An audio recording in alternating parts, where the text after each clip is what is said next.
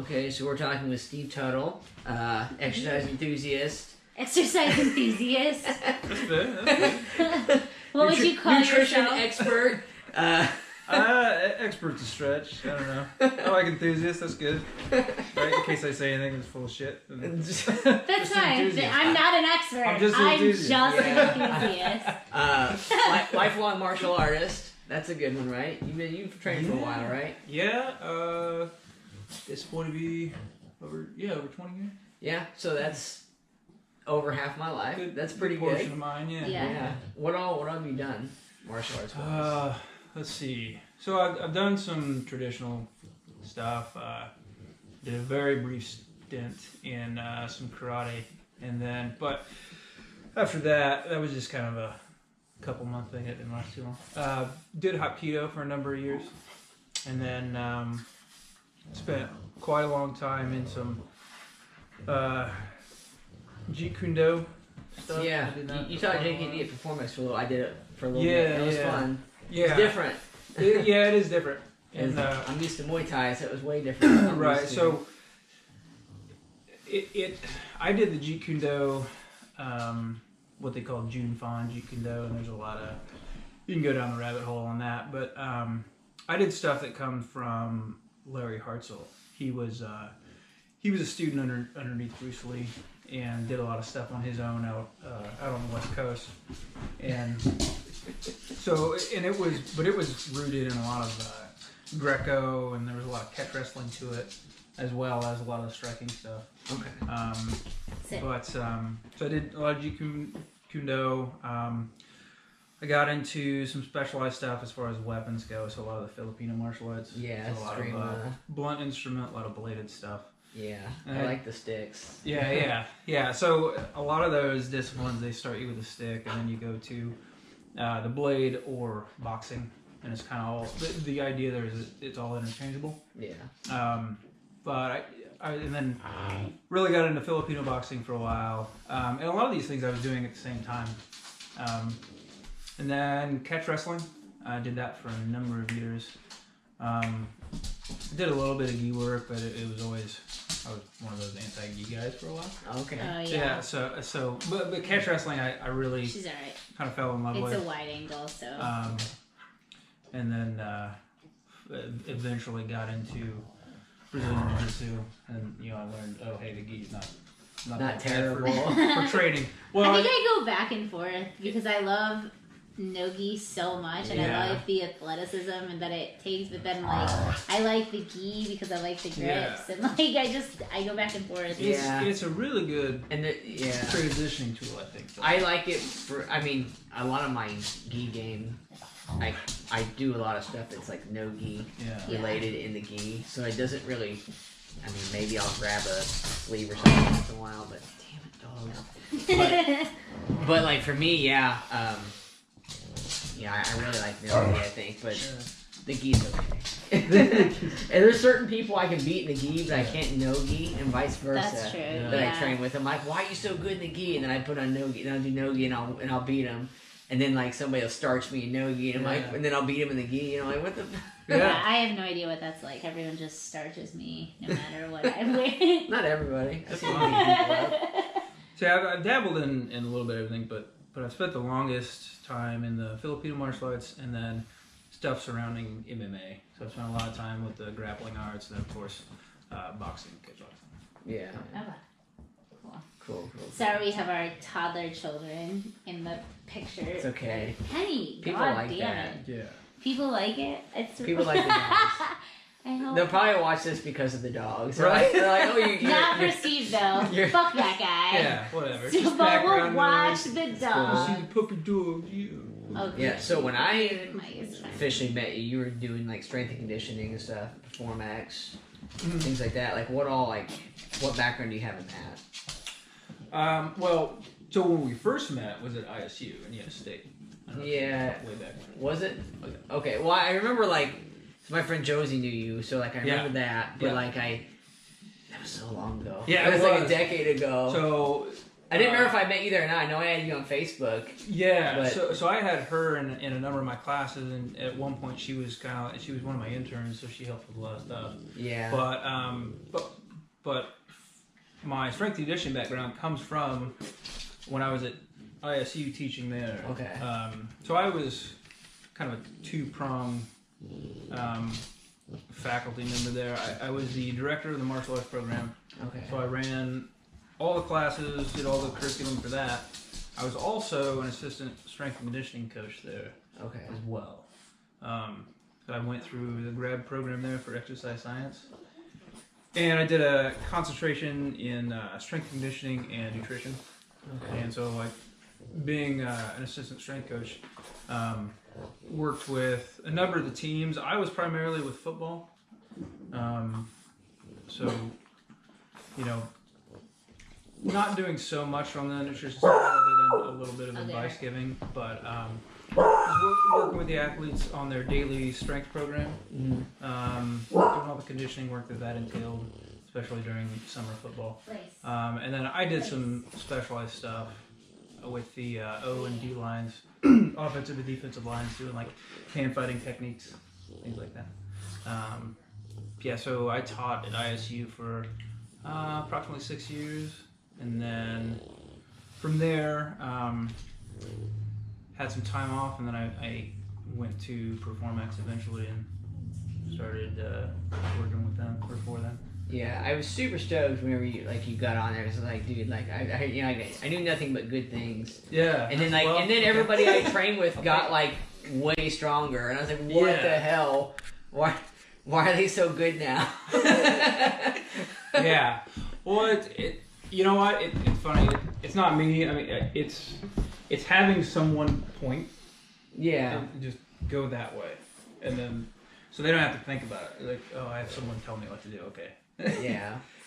I mean, it makes it easier because I know working with other people, like now I'm in physical therapy, so like certain little things that I wouldn't realize that I'm doing, like, hey, you're bending a little bit too much, or you're doing this, or you're not getting deep enough, or things like that. I know, like, just having that eye, it makes you that much more crisp. It can be incredibly difficult to coach yourself. I've tried to do that, and I didn't have great results. It's just something as simple and as physical as having an extra set of eyes outside of yourself, So I think that makes a huge difference. Because if you've not felt a certain thing, you don't necessarily know you're performing that the way it should be, or you're like if performing a squat, your hips are in the exact angle they need to be, or whatever. Yeah. That was a big deal because I had a friend who was he was like CrossFit certified, but he got really into powerlifting at one point, and he kind of got me because I used to do just a lot of dumbbell stuff. And that was kind of thing. He was like, "Hey, here's a barbell," Yeah. Yeah. And I'm like, "Whoa." Yeah. Right? Yeah. That was a big change. Yeah. Well, come on now. Oh, we're good. Yeah, we're good. Yeah, see, now people will pay attention. Yeah. So what are you up to now? So, now I am. I'm in the culinary arts. Where at? So my title is chef. I run a kitchen in downtown Indianapolis called Circle City Soups. Okay. It's awesome. So I've had your soups and they're really good. Oh, thank you. Yeah, they're really good. So Penny! I have above me an executive chef. He owns, or is co-owns the place. It's husband and wife team. We have our own bakery, which she runs, and then he is over the soup shop that I run. I'm his right-hand man, I guess. As far as the kitchen operations go, we also have a general manager.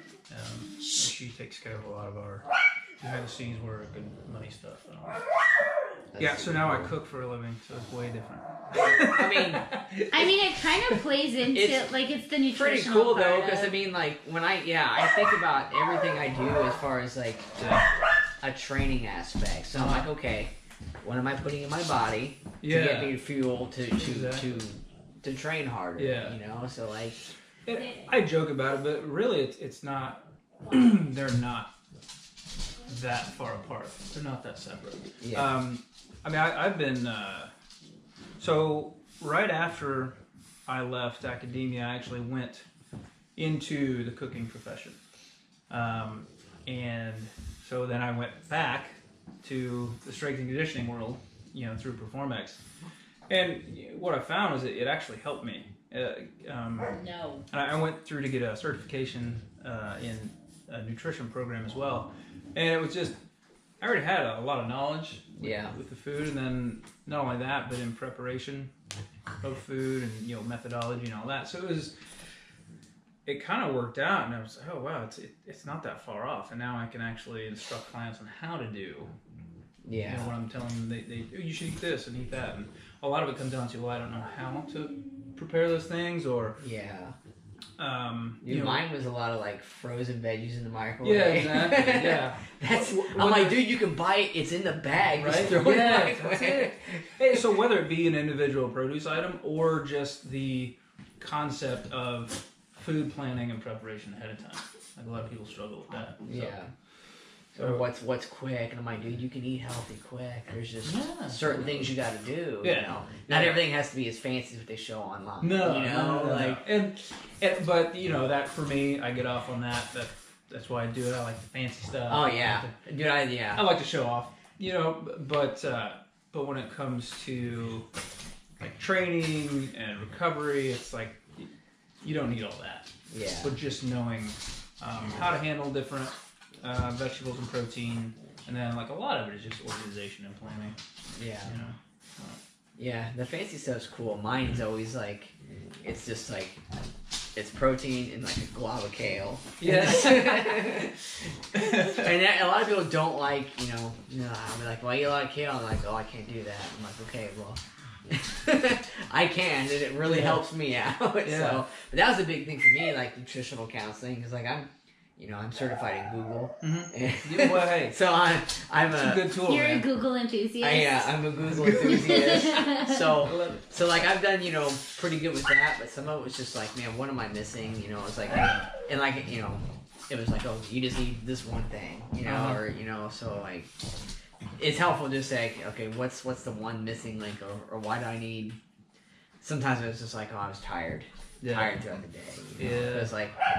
Now my job's not as physical, but the job I had prior was physical all day, and then I go train for 3 hours. Yeah. And then I get 5-6 hours of sleep. Yeah. So it's like, why am I tired? Well, coffee, as much as I love it, is not a substitute for sleep. Right.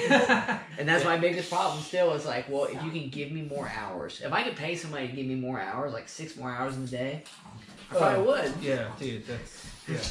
Somebody gets a certification in that, I am on that train. Right? Oh, Christian choir, man. That's, I think everybody. But then, I don't know. Would we really use that productively, or would just squander it? Would you train 4 more hours? No. Well, I'd be on Facebook for 6 more hours. I might train more. I don't know. I mean, other than... Yeah. Is sleeping productive? Because I would be. I need to. I mean, I'm actually pretty good about the recovery stuff. Yeah. Like I try to float once a month. Okay. I'm changing stuff around too. Getting injured kind of helped me like revert and change things around. So now it's like, okay, I'm gonna do my strength and conditioning that I did on Sunday throughout the week before class or Muay Thai, and make sure today, like during Game of Thrones tonight, I'm gonna do yoga. Mm-hmm. So. Okay. Yeah. I was gonna ask if you did. Like yoga or any type of... Yeah, not as much as I should, but I'm getting back on that train. Because that's, yoga, I love it. We like to do hot yoga and stuff. Mm-hmm. And, like, I'm now a YMCA member because of her. Yeah. So, like, we're going to do more, like, especially when they do the rooftop stuff at Earth Day. Yeah. We're going to get on that train. Because that sounds super cool. Yeah. We do that. I've got some of those rapid reboot recovery boots. Mm-hmm. Those are fantastic. I know, like, after, like, especially if it's, like, a heavy leg day, like squats or something, and my legs are just busted, they help quite a bit. Nice. That's good. Yeah, I like yoga a lot. I'm kind of off the yoga train at this point, but back during grad school when we were doing a lot of fight camps and stuff, like, I'd take my guys and we'd go do yoga a few times a week. Yeah. Amazing for recovery. Yeah. Keep everything loose and warm. Yeah, it's awesome. You need it. You don't realize too much how much you need it until like you hurt something, and then you're Yeah. like, oh. And then you do one of the stretches. You're like, why wasn't I doing this like 6 weeks ago? Like mine's usually like my back is what gets wrecked because I don't know if I just carry too much physically, like just in general or what. But that's usually the first thing that's like wrenched. It's my back, and then it'll be my legs or something, but especially my lower back, it's just like, no. Like, remember all those deadlifts you did? Okay, well, here it is. And here's what you didn't do. Yeah, for sure. I don't know. I definitely need to put yoga and stretching back in. I just keep thinking about, like, David Gogginson's book is, like, where he couldn't, like, move, and he was just a mess from all the training he did, and I'm like, I don't want to end up like that, so. Yeah, but I guess if there's anything that his book did for me, it was to remind me to stretch. Yeah, well, that guy'd still be broken, and he'd be like, well, I'm going to go do 1,000 pull-ups. That's true. Yeah. No big deal. Like, why are you this way? We had kind of a different mindset going in, though, right? It was all the heart in his mind. Yeah, his is definitely, like... I love the ownership he takes, though, like appreciating the fact that he did it to himself. Yeah. Oh, yeah, for sure. Thing, you know? For sure, like, yeah. That's ownership right there. Yeah, absolutely. Definitely. All right, so what else do you do? So you make soups. Delicious, wonderful soups. You make people... Which you brought none of. Perform Thank better. Yeah, so, the strength stuff's kind of on the side now. Like, more someone has a question or... Hey, wants you on their podcast or... Yeah, whatever. Which, you know, who knows? I don't know that I'm completely done with it. You know, I might find a way to put them both together again. We'll see. You're like a soup training kitchen. There you go. There's your business right there. Yeah, there Perfect. You're welcome. Yeah. Well, yeah, it's funny. I work for a soup shop now. And that's actually, soup making is kind of one of the fundamentals of cooking. I always like to say, like, if you want to judge someone on how well they can cook, you see how they deal with eggs and soup. That's interesting. Because they're very fundamental. It'd be kind of like... So it'd be kind of like footwork, like in the striking stuff. Okay. Like, how good is your footwork? Yeah. That's a very fundamental thing. Yeah, for you sure. know, or like in jiu-jitsu, you know, it'd be like your positioning and your pressure. Like, how good are those? Because those are two fundamental... Yeah. Like, how well do you hold the position? How well is your top pressure? Things like that. Like, you know, rather than fancy techniques and all that stuff, it's like, where are your fundamentals? Because that carries you through. That's what I'm good at. It's just like the basic shit. Because Dude, all the fancy stuff, you don't need it. When I was doing a lot of strike training for MMA, I myself would spend hours on just footwork, like throughout the week, like just doing footwork. That wasn't even what I call a training session. It was just, you know, whether it be in the mirror, like watching my angles, or it's like cool down, things like that. It's just like drilling footwork over and over and over, like the most boring shit that you could think of. Yeah. But you know what though? Like, if you can use your footwork to not get hit. Yeah, well, that's kind of a big deal. Like, I wasn't too interested in getting plowed in the face. So. Yeah. That's not why you. That's kind of into it. That's kind of on the back burner. I don't really like that, so we're gonna stay as far away from as I can. So yeah, but it was always like the basic stuff. Like, so I have a really weird question. Backing up. So what was the name of the place you were for again? The soup company. It's Circle City Soups. Right? Yeah, Circle City. Okay, were you guys on the corner ever? Like, were you always in City Market? So we're still in City Market, yes. You never moved from a different location? We have a location in Lawrence. Oh, okay. Tech campus, yeah. Oh, okay. Interesting. That's interesting, because that's right by my work. Did not know that. I just thought Basbo's was the only place over there. Yeah, it's inside the Ivy Tech building. Oh. Circle City Soups, yeah. How can I make this person mentally tougher? I'm gonna have them do a thing they didn't think was possible, and a lot of it too was, you know, trying to push the envelope and trying to see how much a person could endure, like how far you could push an energy system, and of course, you know, nutrition and recovery were paramount to what we were doing, but you know, how far can we go? So, but a lot of it too was like, kind of playing mind games, that's probably my favorite part. Like, we're gonna do wall sits for an undisclosed amount of time. That's what you tell the individual, and be like, how much longer we got? How much longer we got? So I tell you stop. Yeah.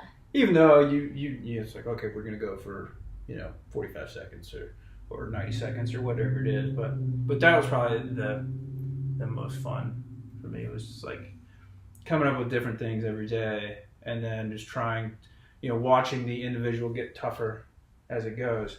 Because eventually they shed all the bullshit, all the questions and all the stuff, and it's like, it's just training. I'm going to execute the training, and it's all for the fight, and we'll get better. And that was the thing. Like we, sometimes we'd all. At one point, the first TBA, which she's getting ready to do, the first one I ever did, there was like having technical difficulties. I see that. I'm sorry. So I was like, okay, I literally did 14 rounds, and my fight's 3. So okay, easy. If I can go 14 rounds, I can go 3 rounds. No big deal. That was a big deal for me too, because once I had it in my head that I could do X amount of time in the ring without stopping, and I feel good. I'm like, oh, what's a big hang up for especially the first time, right? You haven't done it. So you're like, oh man, that seems like a lot of time. It's very scary. Everything is scary. It's so scary. Or even the first couple handfuls. I've seen athletes have almost like, it looks like performance anxiety even after the 3rd or 4th or 5th time of fighting.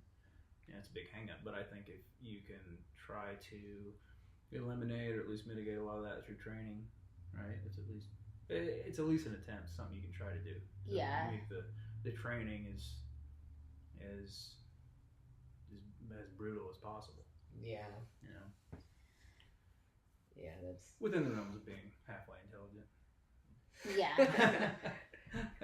The first time I ever took like a fight at top level, and I was 2-stripe white belt jiu-jitsu. Like I had no reason like even really fighting MMA at the time, but like Ian had like every 30 seconds somebody and I was the freshest, greenest person that took a fight in that gym. So like everybody that was sparring with me had already fought, beat the piss out of me, and it's every 30 seconds somebody trade on me, or every minute. And like by the time I got done, like after like 8 weeks training camp, I didn't give a shit about that dude I was getting ready to fight. Yeah, right? I didn't care. It's like, this is easy. Like Justin, before I was getting ready to walk out there, he goes, if you don't care, I go, I kind of poop. I didn't give a shit. I mean, you were going to give a shit because you needed to. But other than that, like, that was a big deal. Especially first thing, because I didn't know what to expect quite so much. I was just like, well, I'm gonna get in there and fight this guy. Nobody really knows how hard it is until I see so many like fresh people, like I watched a lot of the ISU fights, so and like nobody knew really, like there was only a couple like people that knew, like the guys you trained, like the only ones that knew us. Well, they had a little bit of advantage. I think like, and also people can explain the shit out of it and it walk you through every second that they're feeling, but you have no idea what it's like until you're literally in there. And because that's kind of where I'm at right now, where like everyone is explaining to me like what they think it's gonna be or what they have seen before or whatever, and like I'm just going okay and trying very hard to get my head around something that I don't know, like I'm really in a place of just like calmness right now, which I really appreciate, because I think it'll help me focus on what I need to get done, as opposed to like feeling very anxious about it. There are times when I'm like, what the fuck am I doing? But I think I have a lot of really wonderful people around me who are constantly like, you'll be fine, you'll be fine, you'll be fine. It helped me a lot too, like, so to me, like MMA was the hardest. All the Muay Thai fights I've had is like, okay, after fighting MMA, I kind of gauged everything I did off of that. So like, okay, MMA, I literally had a mouth guard and a cup in little baby gloves. So in Muay Thai, I was getting ready to do TBA and C class. Well, all of it, you wear headgear, you wear shin pads, and C class you can't even do elbows. So, but B and A class you wear elbow pads. So I was like, okay, C class. I was like, okay, I have headgear, I have 12 or 14 ounce gloves instead of 4 ounce, and I have shin pads. I was like, this is hard sparring. So I was like, okay. I look at it that way. I'm like, this is everything I've done in the gym. It doesn't get any different, other than it's somebody I don't know. Yeah. Jiu-jitsu competitions was even easier. I was like, you can't punch me in the face. Yeah. What do I care? Well, you can't hit So me. that's what I was like. I'm starting with the jiu-jitsu competition, and I'm just like, all right, well, because I've never competed in anything. I mean, other than like dance, which you rehearse the exact same moves at the exact same time, and you know what's gonna happen. When you kind of did like a Muay Thai impromptu smoker against basically a teammate in Michigan. So like that was fine. That was all right. It wasn't really. I mean, it was team sparring, but like it was pretty hard sparring. I don't even like watching that video because I'm just like, the fuck are you doing? It was fine. Why are you out there right now? It just it was kind of the same deal. Like, it was team sparring, but like it was hard sparring. So like she met that day. It was like, oh hey, we were teammates. All right, let's go spar. But I really liked that because like I'm so used to you, and I think that was really scary because when you hurt your shoulder, it was really.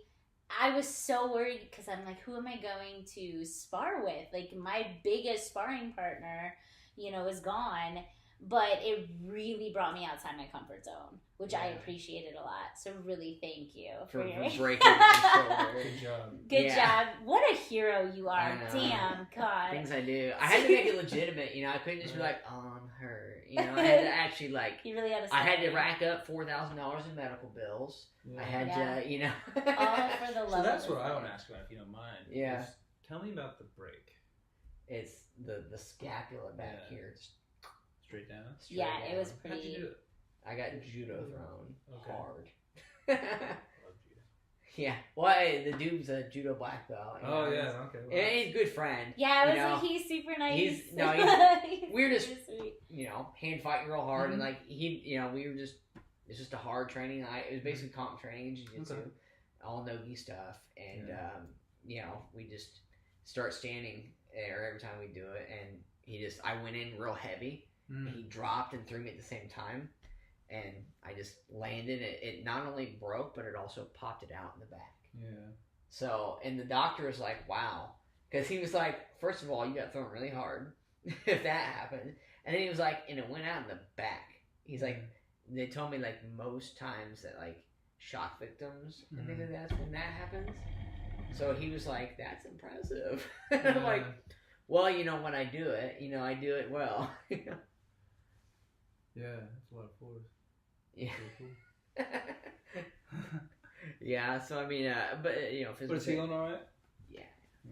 I've got a lot of movement and stuff already, and physical therapy is going great. So like, I'm finding out things that I can and can't do, and but it's getting there. So I'm hitting pads and stuff again. Yeah.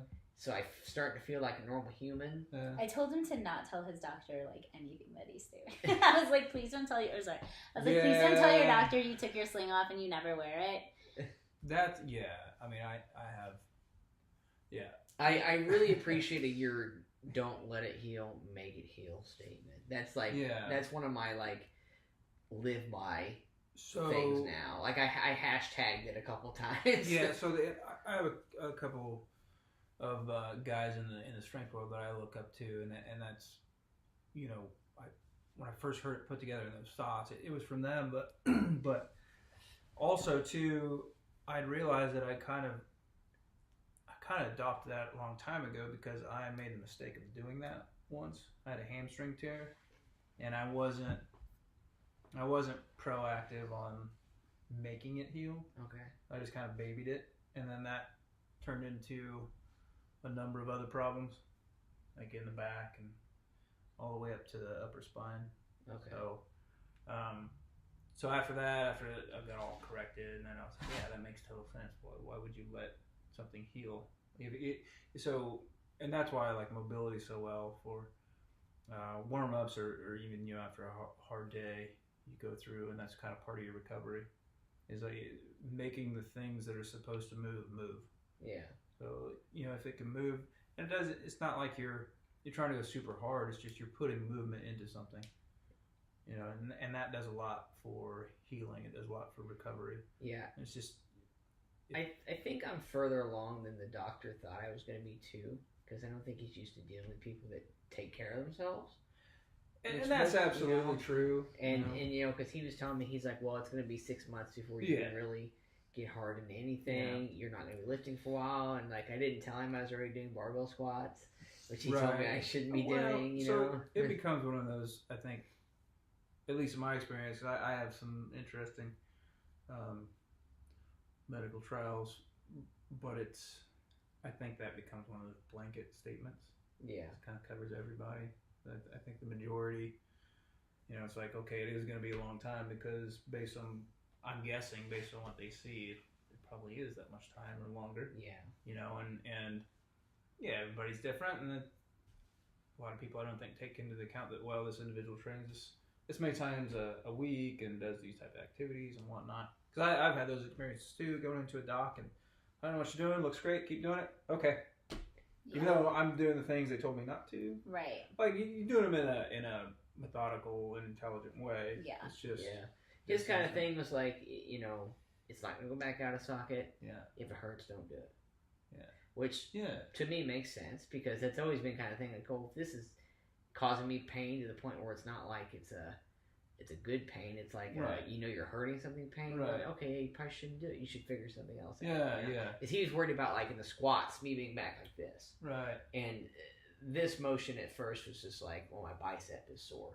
Sure. Because it was used to being caught up in the sling. Mm-hmm. And then once I got it stretched out, it was fine. It felt better each time I did it. Mm-hmm. So, you know, those kind of things, I think he was, concerned about.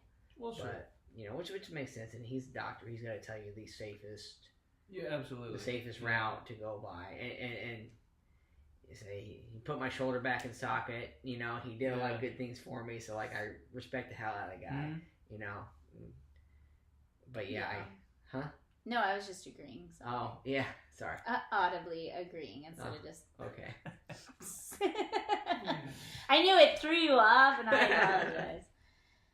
Yeah, I'm glad that you're feeling better. Yeah, me too. It was getting old, like, you know, I still lift primarily on one side, you know, which I felt lopsided. You know, it's like, oh, why am I so heavy on the right side?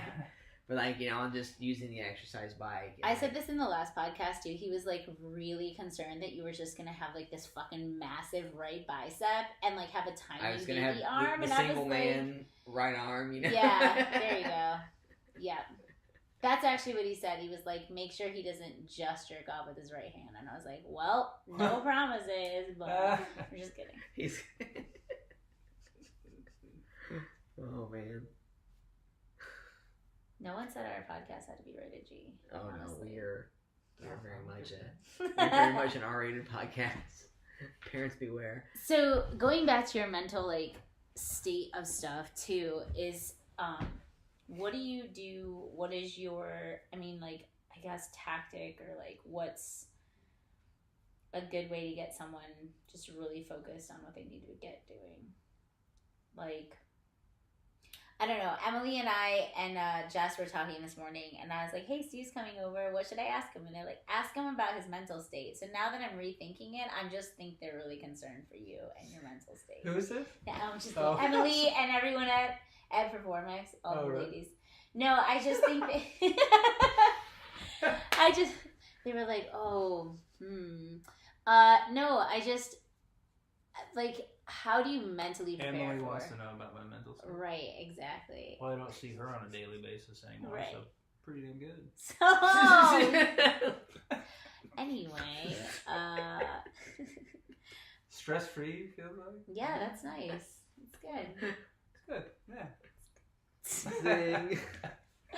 Got him. Yeah, I mean, just like you already talked about like pushing, you know, not looking at the clock or not doing this or not, you know, is there any other way that people can just, or I guess athletes can just kind of get themselves in a mindset? Do you do any like meditation or anything like that, or sleep? I don't know. Heavy drugs? Who knows? Well, he's like, actually, it's a combination. steroids do work. I mean, true. No, well, sleep's obviously important. You know, in terms of sleep, there is such thing as overtraining. A lot of people I don't think really experience it, but so there can be a point where two types of overtrained people. You either sleep too much or you don't sleep at all. Okay. But everybody's different. But sleep is important. You know, making sure you get the sleep you need based on your activity level. As far as, are you talking like motivation? Yeah. I mean, motivation or, you know, I know that you were talking about like, it's all a mental game. I mean, a lot of it is mental. Obviously, you can't go out there and think that you're Superman if you haven't trained a day in your life. Well, it's focusing on the task at hand, you know, and realizing that that's going to determine that time down the road. Yeah. You know, it's like I'm just really not feeling it today. Like, man, I'm fatigued. I've been working out for 5 days straight. And it's like, oh, maybe I need a rest day. Okay. Well, maybe. But I think it's important in those moments to get a second or even third opinion. Like, who do you get that opinion from? Well, your training partner's like, hey, like, okay, like have you noticed me dragging ass lately? Okay. Or, you know, we rolled together last night. How was my performance? Okay. I'm feeling haggard today. But maybe it's just like, oh fuck, I'm feeling it. Yeah. Oh, okay, but do we really need it? Like, if I push it today, am I going to hurt myself? Yeah. Or am I just feeling kind of ragged? That is a really hard line for me to draw. Because I don't know where that is yet. Yeah. And I think I talked about it too, is like, the last podcast was like, I don't really know, if I have an injury, I don't know if I need to rest or if I need to push it harder. Right. And I have no idea until I'm like pushing it harder and then my leg snaps off. I don't know. You know, it's not, I wouldn't say rooted in scientific proof, but I usually went by the thing like, okay, is this gonna break something? Is it gonna snap something? Is it, you know, is it going to do more harm than good? Okay. Or do I just need to suck it up and push through it? Yeah.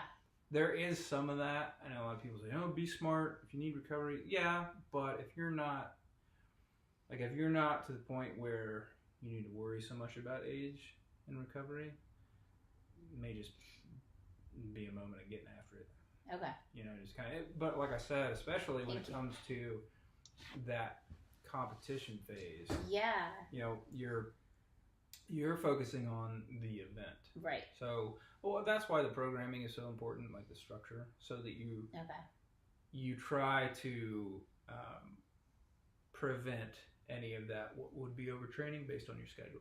Okay. But yeah, I think a lot of that when it comes to, oh, I'm just gonna take a mulligan today. Yeah. I think a lot of that is just her and I both don't mental hang up. Yeah, we don't take a lot of those days. Okay, so you're like the opposite? For instance, I think we're definitely the opposite. When you're awake, like I haven't done anything today. Like I said, I'm gonna do yoga during Game of Thrones. Yeah. But like usually, like,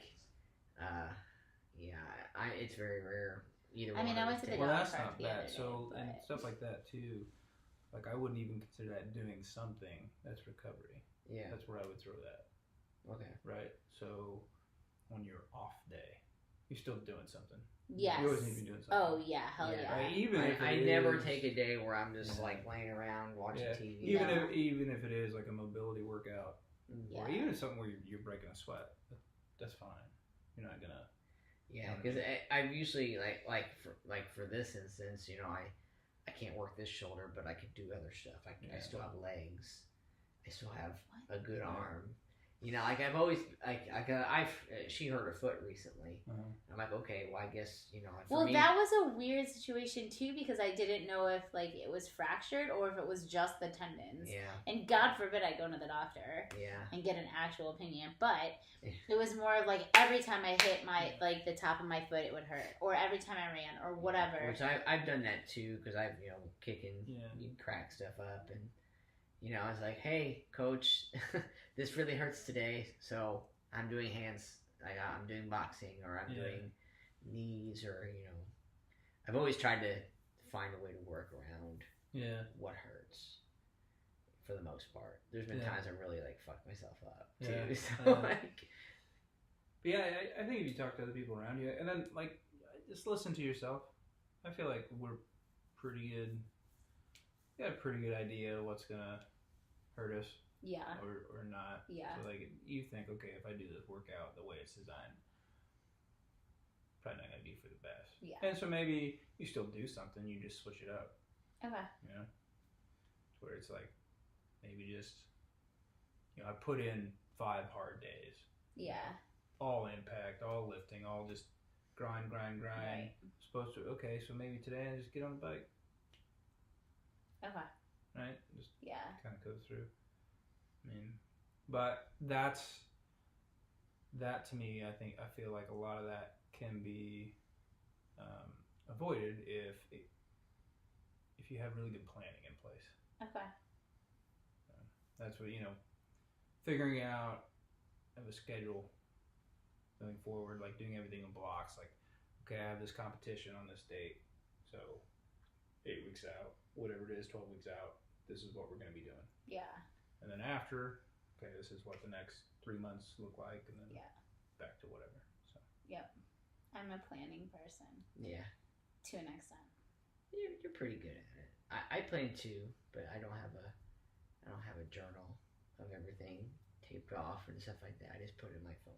He's referring to my planner. I do, but it's not here or not there. Anyway, it's pretty nice.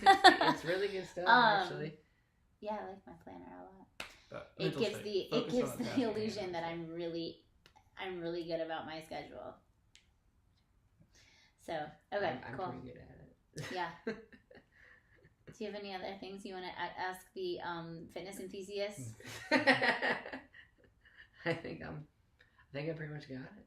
Yeah. You got anything else you want to add, or? What do you want to talk about besides your fun hat? Yeah, I like it. I'm a hat guy. I like it. Me too. I'm a hat. I wasn't a hat guy until we went to California and we trained at Wildcard and we bought some hats. Mm-hmm. Now I'm like, man, I love hats. Yeah, hats I like hats. I have all manner of hat. I like hats a lot. Me too. They had some really cool hats at the bar. I really need a good cowboy hat though. They weren't cowboy hats. They were like, I don't know. They were like pimp hats. They were pretty cool.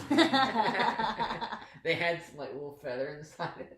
Damn. They were dope. I got some feathered hats. Nice. Feathered hats, yeah. Dang. We're hat enthusiast. Hat enthusiast. We're gonna do a podcast next time on just hats. Oh yes. I'm fine with that. Well, thank you for coming in. Yeah, I mean, thanks. that was super cool. Yeah. Like, it's good to see you. I haven't seen you since Performance. So, yeah, it's been a few months. It's been a while, yeah. Super cool. Yeah, it's been a minute. That's a good All point. right. Bye, everybody. See ya.